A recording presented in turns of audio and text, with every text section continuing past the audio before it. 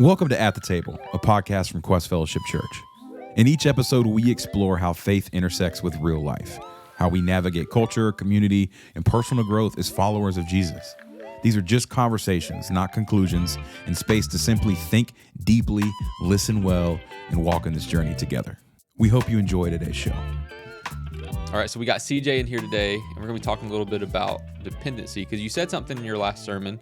I got the quote right here. It was, the question is not, are we active? Are we effective? Are we producing results? The real question we need to ask ourselves is, are we dependent? Yeah. And, just off the bat, like when we think about dependency, or when you think about dependency yourself, what does that mean to you? Dependency. Yeah. So I guess the best way I can try to describe it for me, when I was thinking about it, when we was talking about it on Sunday, it's like a child on the side of a wall of a pool. And, they're terrified on that side, believing that there's nothing there to help them, right? But the parent steps into that water and they say, I got you. It's like everything changes that moment. But the fun thing about it is that the water doesn't change, just the experience changes for that child, because they have something holding them up that they didn't have before. And that means they can trust the one holding them. And and we were talking about the message, I guess the whole point I was trying to say was that Christ is that dependence. He's the one that we try to do so many different things, our resumes, our credentials, we lean on all that stuff. And at the end of the day, the only thing that really matters is Christ. Yeah. I mean, I think everybody's had an experience like that. Yeah. Like it might have been in a pool where you're learning how to swim for the first time. You're sitting there on the edge, and it's like it's just funny because I remember, like, when I was a kid, I was so afraid to go in over my head in the water. Yeah. And even to put my head under the water until a certain age, it was like, nah. But but then you realize once you do that, it's the same water, like you were just saying. It's just now I feel a little bit more comfortable here. But with your example specifically, what you're talking about, like the fact that you have to trust somebody else telling you that it's going to be okay. Yeah.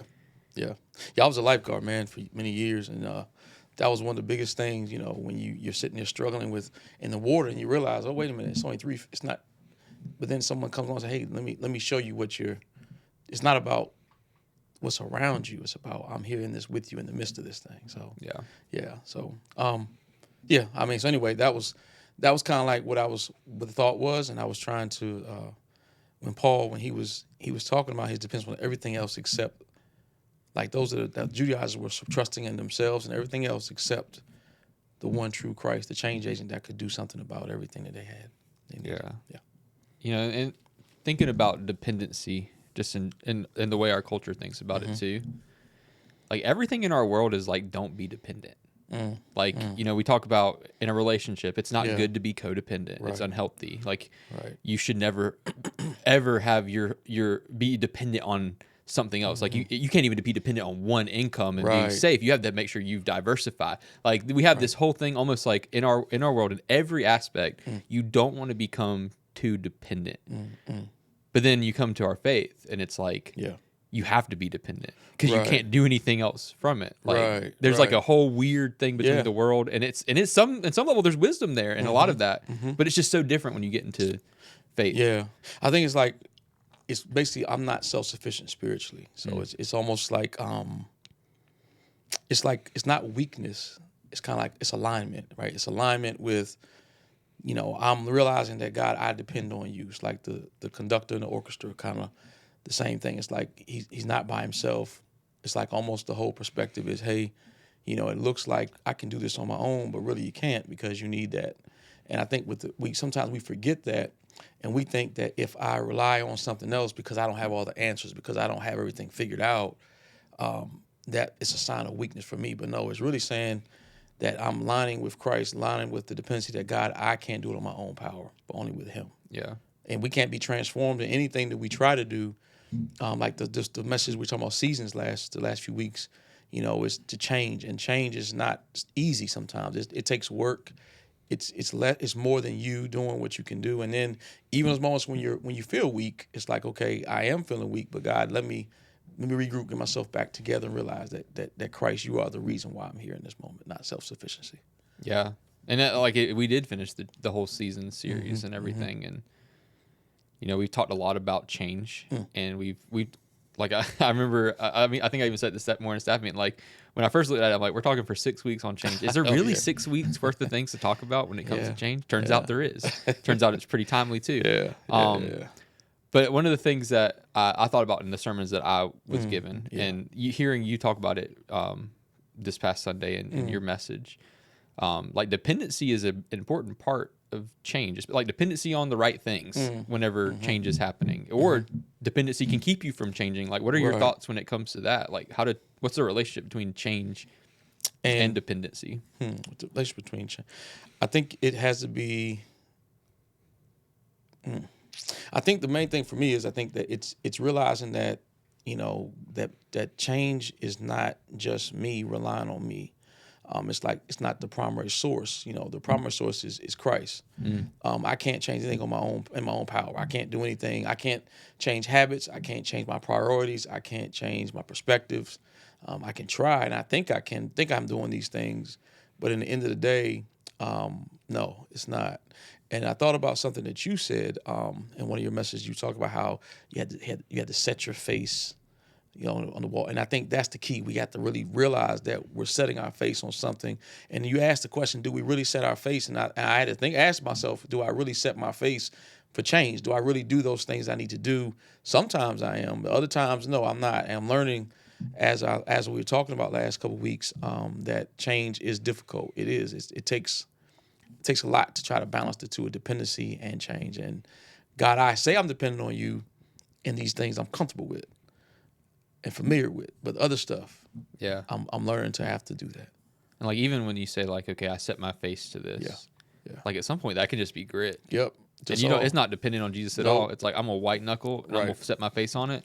Like if you think about what Jesus was setting his face to, because that's on his way to Jerusalem for the last time in Luke. Like he has to be dependent on the Father. I mean, obviously he's dependent on the Father all the time, but he's in those moments of heading towards that change and all the stuff that's going to happen. Like he's got to be locked in on it. And you said like depending on yourself. There was like a picture that whenever I was a teenager, back when like the internet was very rudimentary as far as like the humor goes.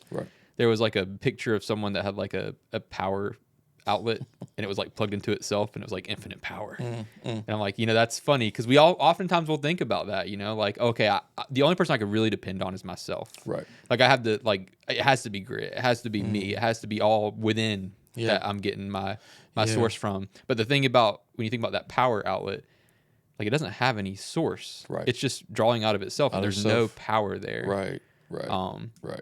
And like really, you need to have it plugged into a source in order for it to be effective. Because you know, like we talked about, you talking about how the Pharisees were.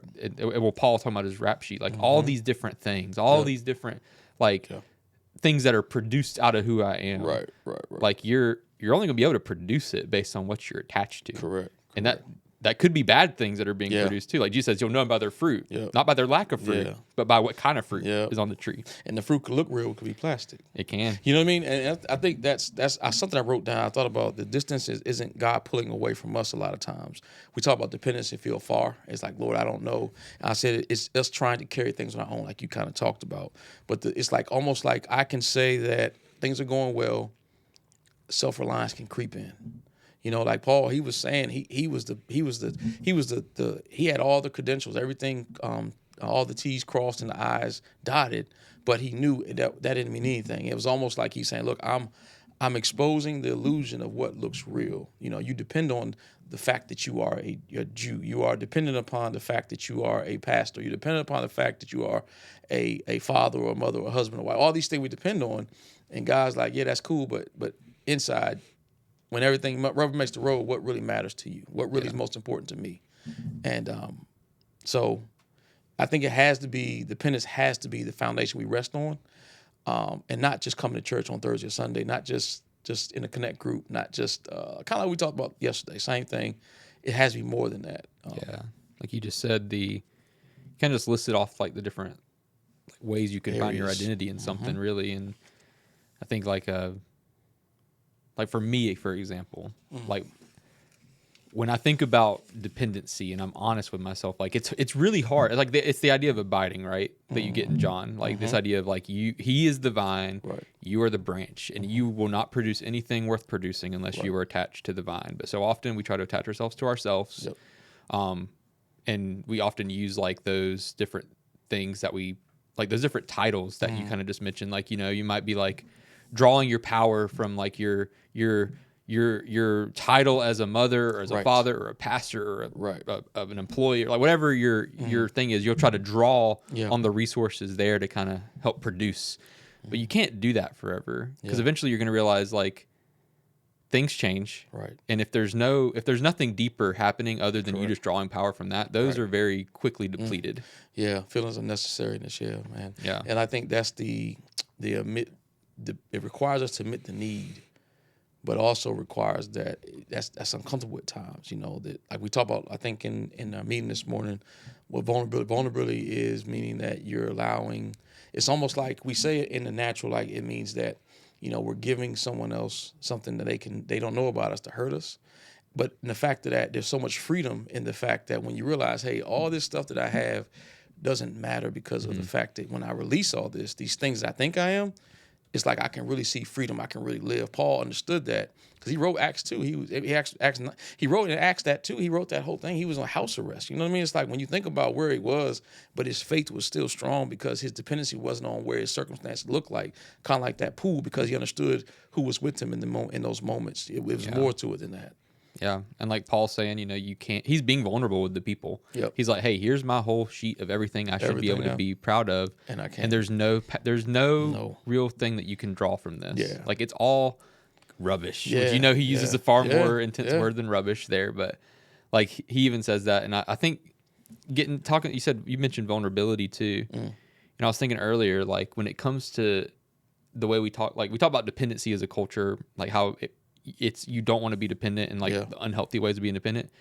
But you think about like some of the things that are unhealthy about dependency, right? Like codependency, for example. Two people who cannot exist without each other, right? In a way that's unhealthy. They can't function as an autonomous individual. They can only function as a unit. There's a lot of vulnerability there. There's a lot of just like there's no walls. It's just all one big mass of vulnerability and personhood. Yeah. Which is interesting because like it's not healthy when you do that with humans, because I think at the same time you're trying to plug into another human and to be dependent on them in a way that you can really only ever be dependent on God for. You're trying to pull way too much power from them. They're not made to generate that much power. Right. But I think it's interesting because the way you're supposed to depend on God is so seen as unhealthy and everywhere. Like the vulnerability that you need to have with your relationship with God, the way that you need to depend on Him is we don't advise people to do that. So it's hard for people to even think, how do I start that? Like, and for some people, they might be like, depending on the person, right? Either God just feels like He's far off, like I don't know, He's busy, He's got bigger fish to fry than me, or it's almost like you get that, and it's more about you making sure you're in the right spot. Like, how would you advise somebody who feels like God's kind of far off, like He's got too bigger? I want to be dependent on Him, but like, there's no way He's concerned enough to be a vine for me. I think you have to start where you are. I think you have to really get beyond the fact that I think it's easy. We've been taught to hide weakness and not confess it. You know what I mean? And I think that's a problem. Not just in the church, but in the world. I think we were talking about that this morning. We're able to do that, but you have to start where you are. I think that's the first thing, and then you got to bring those doubts and fears and questions honestly to Jesus. You know, what I mean? And I think that's whether that's in your prayer, whether it's you and I talking about those things. But I think that's the key. We don't want to discuss the vulnerabilities of where we are. We feel afraid of doing that because dependency means even that's a sense of dependence. I'm not dependent on my own stuff. I have to release this and let somebody come behind the veil to see who I really am. I think it's learned over time. I think it's something that we, you learn over time as that time goes. If individual, if it's a person, if it's a member of your congregation, even your family, your spouse or whatever, it's not something that's easy to do. I think as you go through it, as you do get more comfortable with that, then it's like Paul, he realized that, you know what, there's been a change in me, a transformational change. that I'm sharing with you so that you don't think that it's really about the outward stuff. It's other things inside. I think the growth part doesn't come from like just trying harder. I think it's more about like you said. I think you mentioned the word abiding. Yeah, like abiding. you're abiding deeper. Abiding. That means okay. The more I get closer to the Lord, the more I get closer to God, I'm able to be vulnerable. I'm able to be dependent on something, not codependency, but it's dependency completely on Him. What He offers me. Yeah, if you think about like the people who are the most dependent on God in your life, like the people who are pillars of their faith, of our faith in Jesus, like they're the people who are the most okay with you knowing the dirtiest, darkest parts of their life. Like they're like, yeah, that because like it's dealt with, it's on the cross. I'm a new creation. Like I'm forgiven from that. Like there was a lot more vulnerability there when you know just how forgiven you are, and you only can really live out how forgiven you are when you're abiding with Jesus. Because like the second you start to unplug yourself from the vine, then you start to forget all these basic things, and you might feel like Jesus is far off. He doesn't really care about me, or like I have to start hide. Like oh, God's coming in the garden. Okay, I got to go hide now. And he's already like, no, like he's like, what are you talking about? Right. Yeah, I think also that's good. The fruit divine, like he says, I'm the vine, you are the branches. That lets me know, like, the truth of the matter, we don't produce any fruit. Nope. Jesus does. He does all that. It's not me, and that's the danger when you get across the line thinking it's about, oh, look what I've done, or this. My dependency becomes, well, Lord Jesus, you're helping me. My codependence, it's like, Jesus, you're with me, but it's almost like it's the role switch. Like I'm on top, I'm on the throne, and you're helping me do my. And I think that's the danger of. We go circumcision. We go. Yeah. You go. Jesus, you're the vine, but I'm the trunk. I'm the trunk. I'm the trunk of this tree. That's it. Yeah. And because I got to be the thing connected to the ground. I got to be the thing keeping things stable. I got to have the control there. Right. Yeah. But yeah, that's that fruit, man. It's like it's so much. I mean, and it's easy. I mean, I'm not acting like I have this right all the time. I have to. God reminds me all the time in little ways that hey, your dependency. There you go. Dependency is on me. And we can't do anything without Him. And I feel like when we get to that point, we realize that I can't do anything without. Then real fruit can be seen because I'm not growing any fruit. It's just Him working through us. He's just vessels that He decides to use. Yeah. And our dependency is about that. There was a quote from a Transformers movie. I don't remember which one. It was. Dude, I have no idea. I've seen all of them, man. It was like I just remember they were in a city. It was the bad guy who said it, but I remember he said it. And I was like, that's one of those lines where like the bad guy says something that's true. Profound, yeah. And it's you don't like it that the bad guy said the truth, but he's like, humans were made to serve. Oh yeah. And I'm like, we like to think of ourselves as autonomous. We're not dependent, but like every single human on the planet is made to serve. We are only a branch, and we will find any sort of vine to try to plug ourselves into to produce something with our lives. Which is why, like I said earlier, I think Jesus, he says that you'll know them by their fruits. Yeah. You'll know them by what they produce, and they produce because they're just a branch by what they're attached to. What they're attached to, yeah. And we have to be careful what we're attaching ourselves to. Like, what's the source that we're living for? Like, what are we? Because you're going to be dependent on something. Because that's what worship is. It's like I'm realizing and laying my life down before this thing that I am dependent for my security, for whoever, everything about myself. So we got to be careful about where we find that, because that's going to be what produces something out of our life, and we'll find a lot of security in what's produced. Something I thought you said it was good. It's like if God holds the universe together, He can handle all the little details, right? And I think about that, and I thought about just that, and we think that okay, if this magnificent, omniscient, omnipresent God that we serve has all the power. He knows everything. He knows all the details of our lives. It's like dependency grows. I think my dependency grows as my view of Christ gets bigger. Yeah. So as I get smaller, He gets bigger, dependency changes and it flips it. Like you say in worship. Worship is not about, we're talking about not just, it's adoration, but it's really service. It's everything I'm doing to represent for Him, not for me. It's like we come to church. We come to worship because He feeds us, but really we come to worship Him. That's the one main reason we do it. My dependency is not on, I go to the building and I'm here on a Sunday morning or Thursday evening. My dependency is God. I'm here because I'm worshiping the one true God. Yeah. So like for me, I'm weirdly wired as a person. Just No. yeah, a little atypical over here. But so like with me, whenever I have like information or something, like it very quickly filters down. So like if this is the case, then it means this for how I have to live, or like it means, and it's not perfect because I'm a human, but like information does quickly result in something in my life shifting and changing. Yeah. I don't think that's the case for most people because I think there's like a filter in between, but I think I'm just weird. And I think because like, you know, I feel like I understand a lot of the theology about who God is, and because I'm weirdly wired, it then trickles down to, well, I don't, it doesn't bother me. Like I never struggle with, you know, Jesus, maybe he's just not interested in me, or like maybe he's too far off. Like for me, that's not as much of a problem. I know it probably is for other people. Yeah. But for me, the challenge is, okay, it's not that I feel like God's far off. It's, am I willing to draw near? Yeah. It's all on me now because like I know the truth, and the Right. truth trickles down. It's like, Right. so now what am I going to do with that truth? Like if Right. God does say, like, you know, I'm like shade at your right hand, I will never leave you nor forsake you. Yeah. Like I will be with you till the end of the age. And like Yeah. I am, and he's showing himself to be trustworthy and reliable. Right. And he's like, Right. I'm the only vine Correct. worth being a branch to. Yeah. Then it's up on me to say, okay, if that is all true, what do I need to do to abide and to depend?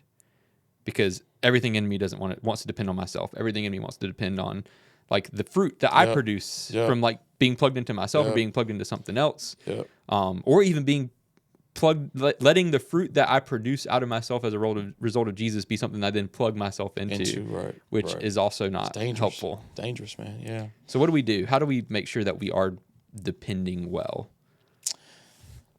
Well, I can speak for me. I guess the main thing is that I think about the goal. I guess the goal is not for doing more. Like you said, it's more about just trying to really not just doing more, but really the goal is depending more on him. So I think what that looks like for me is realizing I've been trying to practice something recently in the mornings, doing more contemplative prayer, like John Mark Comer was talking about it in a podcast I heard.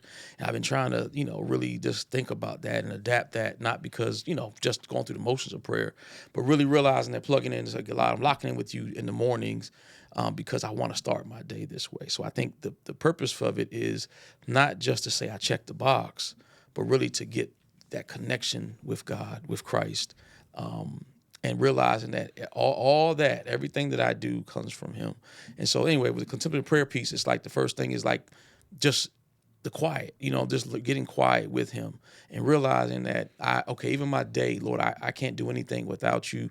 I might have all these things set up. I have I'm a planner. I'm a type A guy, plan A, plan B, plan C, plan D. But even before any of those things, it's like God wants my attention. He wants even when I think to myself, it's almost like I have to completely say, you know what, I'm going to turn out of what I think is right. I'm going to not concern myself with what I have, all this thing to do. But right now, this moment, I'm just going to focus on realizing who he is. He is that guy. He says, I am the vine, you are the branches. So that means that I have no control. He is the source. He's the source of everything. He's the source of life. And then even when Paul was talking, he talks about, he said, I've done all these, I've counted all this loss. It's like I have to tell myself that everything else does not matter.